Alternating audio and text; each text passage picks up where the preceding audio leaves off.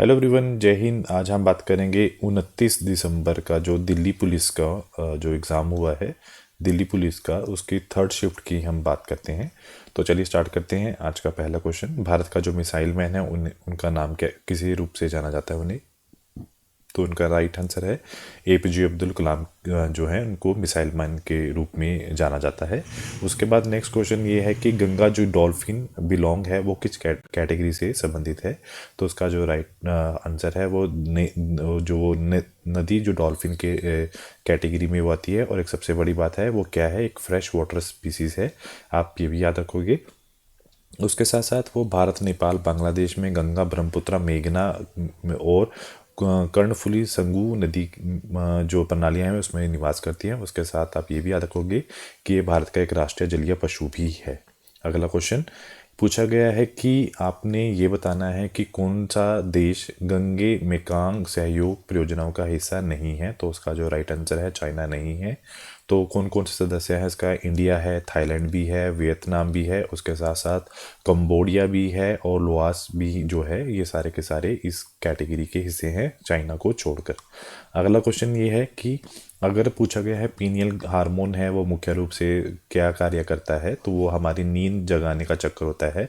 हमें कब नींद आती है और कब हम उठ जाते हैं, सारा काम जो है वो जो है पीनियल ग्लैंड करता है। उसके साथ साथ जो एक मेलाटोनिन जो एक हार्मोन है उसको भी निकालने का जो काम है वो क्या करता है, पीनियल ग्लैंड हार्मोन रिस्पॉन्सिबल है। अगला क्वेश्चन आपसे पूछा गया है कि जो आगामी जनजातीय का सबसे प्रसिद्ध जो है फेमस डांस जो कौन सा है? तो उनका है मोडेस्ट डांस जो है वो सबसे ज़्यादा फेमस है। अगर आपको याद रखना है ये कहाँ की जो जनजाति है, ये है नागालैंड की जनजाति है।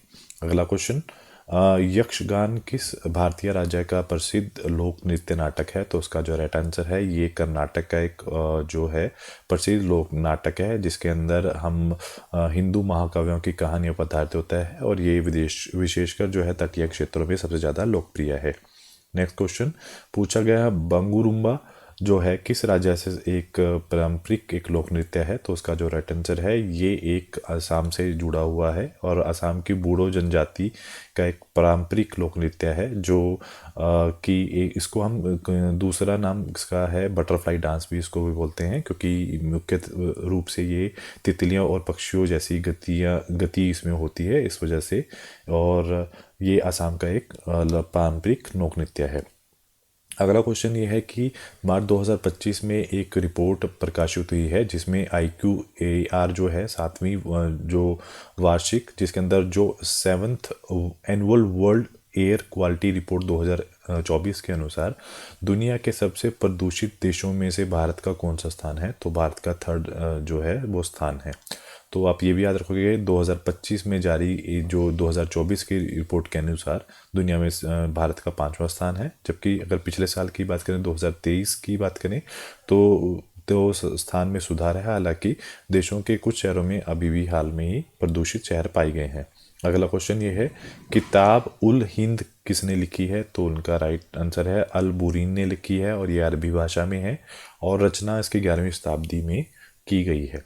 उसके साथ नेक्स्ट पूछा गया है तोलकांपिया जो पुस्तक के लेखक कौन है? तो उनका जो पुस्तक के लेखक हैं तोलकांपियर जो हैं उनके लेखक हैं और यह है एक तमिल भाषा का एक प्राचीन व्याकरण और काव्यशास्त्र ग्रंथ है जिसे ऋषि अगस्त्य के शिष्यों के में से एक माना जाता है और जो साहित्य का एक महत्वपूर्ण हिस्सा भी है। अगला क्वेश्चन ये है 1855 के संथाल विद्रोह के जो नेतृत्व किसने किया था? तो वो किया था सिद्धू और कन्हू ने जो है उन्होंने ये मुर्मू ने, इन दोनों भाइयों ने ये किया था। जो इन्होंने क्या किया था, इन्होंने विद्रोह पेश किया था ब्रिटिश प्रशासन काल के साथ और स्थानीय जिम्मेदारियों को साहूकारों को जो शोषणकारी तरीके के खिलाफ इन्होंने आवाज़ भी उठाई थी। उसके बाद अगला क्वेश्चन ये है कि भारत के जो अंतिम वायसराय और स्वतंत्र भारत के पहले गवर्नर जनरल कौन थे? तो उनका नाम है लॉर्ड माउंटबेटन जो हैं। ये 15 अगस्त 1947 को स्वतंत्र से पहले ब्रिटिश भारत के अंतिम वायसराय थे। उन्होंने 15 अगस्त 1947 से जून 1948 स्वतंत्र रूप में पहले गवर्नर जनरल के रूप में भी कार्य किया था। अगला क्वेश्चन, ओलंपिक मिसाल रेल जो है की परंपरा किस ओलंपिक में शुरू की गई थी? तो वो जो शुरू की गई थी ये मेनली बर्लिन का जो हुआ था 1936 में बर्लिन ओलंपिक के अंदर ये जो मिसाल ओलंपिक जो परंपरा है वो शुरू की गई थी। उसके बाद नेक्स्ट क्वेश्चन है कि जो भाखड़ा नगल परियोजना किस नदी पर स्थित है? तो ये सतलुज नदी पर आपकी से संबंधित है। और यहाँ पे दो परियोजनाएं मुख्य हैं, एक भाखड़ा बांध है और एक नगल बांध है जो इरिगेशन के लिए बहुत महत्वपूर्ण जगह में से एक है। अगला है CMC-03 का जो कुल वजन था और वेट मतलब कितना है? तो उसका 420 किलो है। तो ये इसरो द्वारा एक विकसित किया गया उद्देश्य क्या है इसका? संचार और मौसम से संबंधित सेवाओं का और बेहतर करना इसका मेन मोटो है। नेक्स्ट क्वेश्चन, इलेक्ट्रिक फ्लक्स का जो SI मात्रक है वो क्या है? तो वो है वोल्ट मीटर है अगर हम SI मात्रक की बात करें। उसके बाद हर्षवर्धन को नर्मदा नदी के तट पर किस दक्षिण भारतीय राजा ने हराया था? तो उसका जो है पुलकेशिन द्वितीय ने ये हराया था। तो चालुक्य राजा जो पुलकेशिन द्वितीय ने 7वीं शताब्दी में उत्तरी भारत के शासक हर्षवर्धन को हराया था। और यह युद्ध जो हुआ था वो नर्मदा नदी के तट पर हुआ था जो भारत और दक्षिण भारत की एक सीमा भी मानी जाती थी। नेक्स्ट क्वेश्चन ये पूछा गया है कि मानव शरीर में जो बाइल है उसका भंडारा कहाँ पर होता है? तो गॉल ब्लैडर के अंदर होता है। और आप ये भी याद रखोगे कि कई बार इस गॉल ब्लैडर के अंदर स्टोन वगैरह हो जाती हैं तो डॉक्टर उनको कट करके गॉल ब्लैडर को ही बाहर ले आते हैं। और बाइल का काम क्या होता है? ये क्या करती है, जो हमारे बॉडी के अंदर फैट्स होते हैं उनको एमल्सिफिकेशन में हेल्प करती है। एमल्सिफिकेशन का मतलब क्या है? उसको ब्रेक डाउन करने में ये हेल्प आउट करती है। नेक्स्ट क्वेश्चन, अगर पूछा गया है कि भारतीय नागरिक सुरक्षा संहिता की किस धारा के तहत 0 FIR दर्ज की जा सकती है? तो उसका जो राइट आंसर है धारा 171 के जो तहत ये दर्ज की जा सकती है। नेक्स्ट क्वेश्चन में पूछा गया है नामदफा राष्ट्रीय जो नेशनल पार्क है वो किस राज्य में स्थित है? तो उसका राइट आंसर है वो अरुणाचल प्रदेश जो प्रदेश है उसके अंदर वो स्थित है। नेक्स्ट क्वेश्चन में ये पूछा गया है कि जो ऑस्ट्रेलिया के वर्तमान प्रधानमंत्री हैं उनका नाम क्या है? उनका नाम है एंथनी एल्बनीज़ है, जिन्होंने अपना 23 मई 2022 को पदभार संभाला है। और वो कौन सी पार्टी से है? ऑस्ट्रेलियन जो लेबर पार्टी से वो संबंधित हैं। उसके बाद अगला क्वेश्चन ये है कि आपसे नेक्स्ट क्वेश्चन में ये पूछा गया है कि उत्तराखंड के समान नागरिक संहिता विधेयक के तहत किस समूह और जाति को इस प्रावधानों से छूट देकर विशेष दर्जा दिया गया है? तो उसका जो राइट आंसर है तो उनमें अनुसूचित जो जनजातियां हैं उनको प्रावधान से छुटकारा दिया है। तो इसका मतलब है कि जो UCC लागू करने होने के बाद जो है जो ST समुदाय पर ये इस संहिता के कुछ नियम वो है वो लागू नहीं होंगे। उसके बाद अगला क्वेश्चन पूछा गया है कि 2001 में भारत सरकार ने भारत एल्युमिनियम कंपनी लिमिटेड के संबंध में कौन सी कार्रवाई कराई थी? तो वर्ष 2001 में भारत सरकार ने भारत एल्युमिनियम कंपनी लिमिटेड में अपनी 51% की हिस्सेदारी वेदांता ग्रुप को बेच दी थी। यह भारत में एक स्ट्रैटेजिक जो डिसइन्वेस्टमेंट का एक प्रमुख उदाहरण था। उसके बाद अगला क्वेश्चन, मुगल सम्राट अकबर ने इबादत खान को निर्माण क्यों करवाया था? तो अकबर ने इबादत खान मतलब पूजा का जो घर है निर्माण विभिन्न धर्मों के आध्यात्मिक नेताओं, विद्वानों और दार्शनिक को एक साथ लाने और शिक्षाओं पर चर्चा करने के लिए सभी धर्मगुरु को सामान्य सत्यों को समझाने के लिए करवाया था। उसके बाद अगला क्वेश्चन ये है कि हाल में ही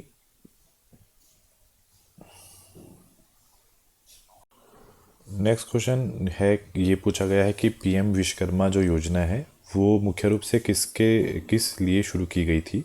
तो उसका जो राइट आंसर है वो जो ट्रेडिशनल आर्टिशियन और क्राफ्ट पीपलों के लिए वो शुरू की गई थी। उसके बाद नेक्स्ट क्वेश्चन पूछा गया है कि जो नागालैंड में ड्यूरिंग बीज बुनाई, जब फसल बुनाई होते हैं तो उस टाइम कौन सा नृत्य शुरू किया जाता है? तो लाई नुगाई नी जो है वो नागा जनजातीय द्वारा एक बीज बोने की मतलब फसल बुआई का त्यौहार है, जो मेनली हर साल 14 से 15 फरवरी वसंत ऋतु की शुरुआत में ये मनाया जाता है। अगला क्वेश्चन ये पूछा गया है कि नवंबर 2025 को इसरो का सबसे भारी जो संचार उपग्रह CMC-03 का जो किस कक्ष ऑर्बिट में लॉन्च किया गया था? तो वो जियो सेंकरस ट्रांस ऑर्बिट में वो लॉन्च किया गया था।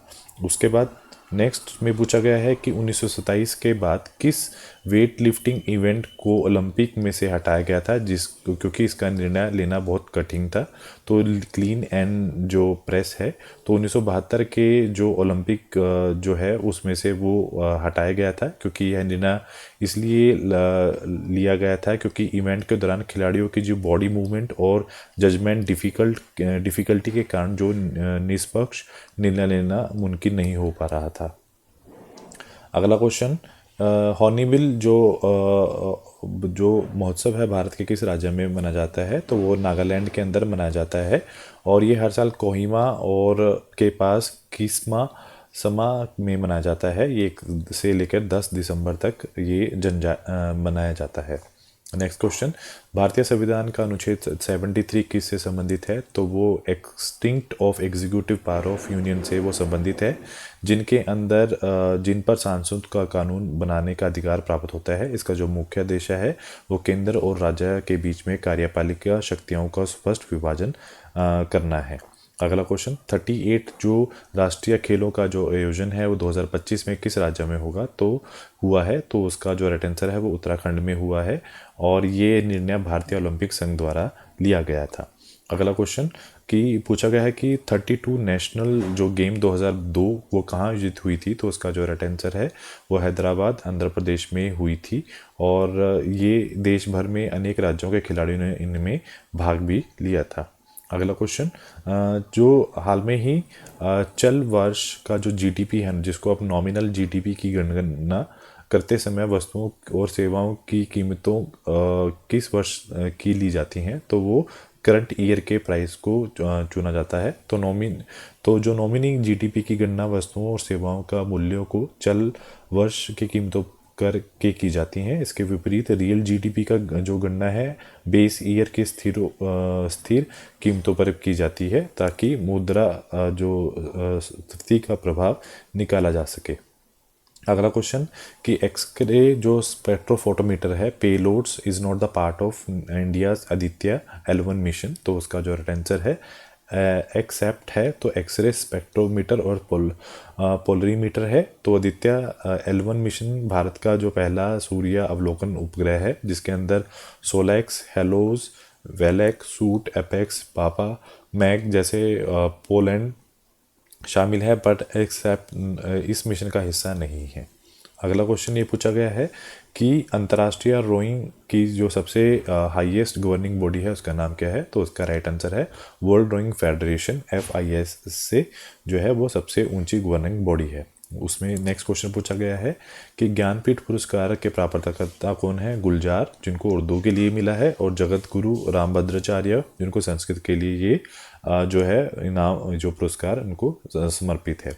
उसके बाद LMV-3 जो रॉकेट GTO जियो स्टेशनरी ट्रांसफर और जो ऑर्बिट है उसका वो कितने किलोग्राम तक का जो है पेलोड ले जा सकता है? तो 4000 किलो तक का वो पेलोड ले जा सकता है। और इसके साथ जबकि जो लो अर्थ ऑर्बिट में यह 10,000 किलो तक का पेलोड वहन कर सकता है। उसके बाद नेक्स्ट क्वेश्चन ये है कि भारतीय संविधान का कौन सा अनुच्छेद है जो 6 से 14 वर्ष तक के बच्चों को मुफ्त और अनिवार्य शिक्षा का जो अधिकार देता है? तो अनुच्छेद जो 21A है वो इसको और ये 86वां संशोधन 2002 में जोड़ा गया था, जिसमें 6 से 14 साल तक के जो बच्चे हैं उनको मुफ्त और अनिवार्य शिक्षा का जो है प्रदान की जाती है। और 2009 में लागू किए गए RTE Act, Right to Education Act द्वारा ये सक्रिय भी है। अगला क्वेश्चन ये है कि जो भूदान आंदोलन किसके द्वारा शुरू किया गया था, तो विनोबा भावे द्वारा वो शुरू किया गया था। तो उसमें क्या था, ये एक लैंड गिफ्ट मूवमेंट थी जिसकी शुरुआत 1951 में तेलंगाना से शुरू हुई थी, और इसका उद्देश्य ये था कि जमींदारों और समृद्ध किसानों को भूमिहीन को स्वेच्छा से भूमि दान दिलवाना था। यह आंदोलन शांति और सामाजिक समरसता का प्रतीक भी है। अगला क्वेश्चन ये है कि भारत के जो स्टैंडर्ड मेरिडियन ऑफ इंडियन है वो कितने डिग्री देशांतर पर स्थित है और उसे क्यों चुना गया है।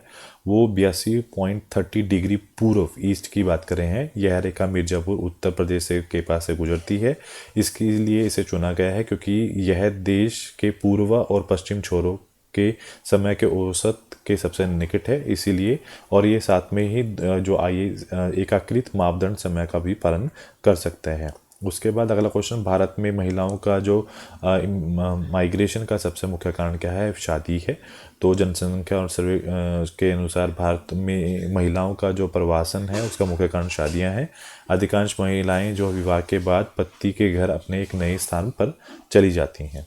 और उसके बाद नेक्स्ट क्वेश्चन ये है कि जो ग्रेट रैंड स्पॉट है उस पर persist high pressure region in the atmosphere of the planet, मतलब विशाल लाल धब्बा किस वायुमंडल के में स्थित एक उच्च दबाव क्षेत्र में है। तो ये बृहस्पति के ऊपर है, क्योंकि वहाँ पे विशाल तूफानी हवाओं का एक क्षेत्र है जिसकी वजह से वहाँ पर हाई प्रेशर स्टोन बनते हैं जो सदियों से बनते आ रहे हैं। इसका आकार पृथ्वी से कई गुना बड़ा है, और इसकी वजह से या फिर क्वेश्चन में ये पूछा जाए विशाल लाल धब्बा, तो ये बृहस्पति के ऊपर ही पाया जाता है। उसके बाद अगला क्वेश्चन ये पूछा, तो आज के लिए इतना ही। तो do like share subscribe my channel. Thank you so much.